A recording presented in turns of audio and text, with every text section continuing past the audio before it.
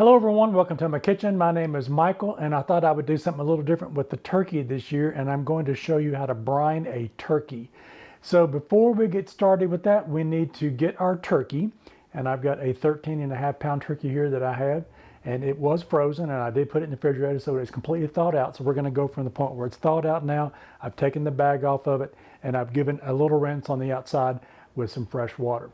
Now when you're selecting your turkey, you want to make sure you read the label that's on the turkey, because what you don't want to get is you don't want to get one that's already brined, because then you might get a little bit too salty or a little bit too sweet, because we're going to be putting a little bit of sweetener in ours.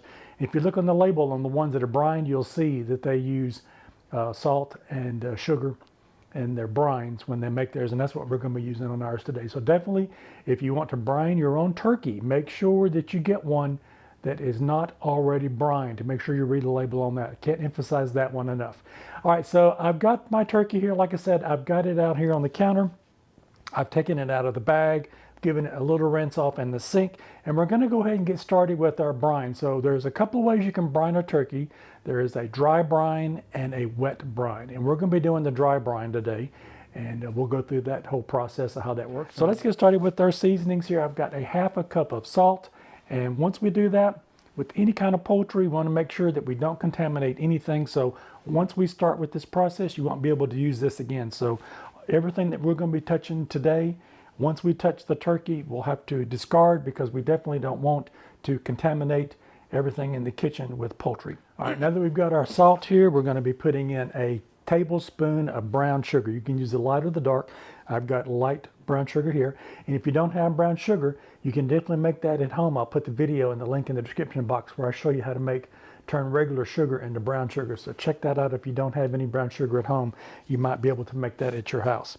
So we're going to go ahead and add our tablespoon of our brown sugar in. And then I'm going to add a little bit of lemon zest to my mixture here. So I've washed a lemon here. This is an organic lemon, but if you don't pick the organic ones up, if you get the other ones, they might have a little bit of a waxy film on them. So definitely you want to wash those to make sure that you get that off, because you definitely don't want that into your zest. We're going to zest our lemon right into our mixture here. All right, I've got my zest for my lemon now. I'm just going to go ahead and drop that into my bowl. Make sure we get all of that out of there. All right, so I've got my seasoning here, and I'm going to go ahead and give that a little mix through with the whisk and kind of get that all incorporated. If you want to use your hands, you definitely can do that. So now that I've got all of my ingredients mixed together with my salt, my brown sugar, and my lemon zest, that smells really good. That's going to add a lot of flavor to the outside of this turkey. So definitely, if you want to put that step in there, you can, but you don't have to if you don't have one. So now what we're going to do, if you've never prepared a turkey before, I'm going to show you what I'm going to do with mine here. So again, this is a 13.5 pound turkey, and there's a couple of things we want to look at here. Yours might come with there's a little plastic tab here on the front that's going to hold the legs together, and we definitely want to take that out of our turkey. We definitely don't want to leave that into the turkey, so we'll take that out. And that pops out just like that, and we'll discard that. Now, there could be some more things on the inside of that. Most turkeys come with the giblets and with the turkey neck in it. So definitely check the inside of the turkey, and we're going to see if we have anything else. I'm going to hold this one up, and so you can see down into the cavity of the turkey here.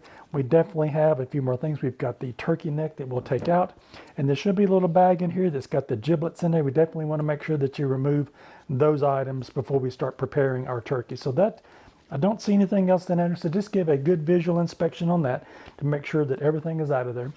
And here on the side, there is a temperature gauge on this one that will pop up when the turkey is done. I'm going to take that one out. I don't want to leave that one in there either, and I'm going to discard that because I'm not going to be using that. I've got another thermometer that I'm going to be using mine to check it. So definitely, if you want to leave that in there, you can. I don't use those. All right, now that we've got everything removed from our turkey, I'm going to take this to the sink and just kind of rinse out the cavity a little bit, because we're going to be putting some aromatics and things in the turkey when we get ready to cook that.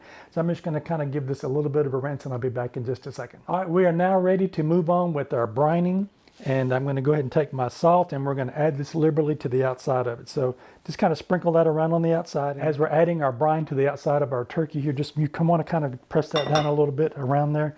And we want to get that brine everywhere that we've got exposed surface on that. So pick the turkey up, Put some on its legs, put some on the wings.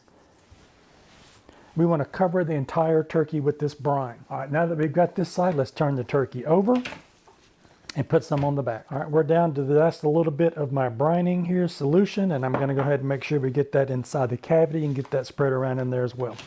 All right, so we've got the brining solution now on the outside of our turkey, and we've got some in the cavity of it. And you're probably asking me, isn't turkey inherently going to be dry anyway, and you're putting more salt on it? Isn't that going to dry it out some more? So what's going to happen now is the salt will pull a little bit of moisture out of the turkey, and as it pulls it out, it's going to pull it right back in and pull all those flavors in with it, and we're going to get that nice brine solution down into the meat of the turkey itself. So this is going to add a little bit more flavor to it, and it's going to make that skin on the outside nice and crispy. So now that we've got the brine solution on our turkey here, it is ready to go in the refrigerator. So once you get this all done, you want to make sure that it is on a tray and you've got it sitting on a rack. And the reason you want to put it on this rack is you want air to get up under it, and that way that air around it will help pull all that moisture out of that skin, and you'll get a nice consistency around the outside of it. We all like a nice crispy skin, even on the chicken when we cook those, and we definitely want that on our turkey as well this year. So now make sure you've got a space in the refrigerator, and you want to leave that in there for up to 12 hours. And if you want to leave it in there for a day or two, you can definitely do that. The longer you leave it in there, the process is going to take into your seasoning of your turkey, and you'll get all those flavors that'll pull deeper down into it. So I'm going to leave mine in there for 12 hours, and this is how you brine a turkey. I hope you like this content, and if you do, maybe you might consider giving me a thumbs up. I would really appreciate it.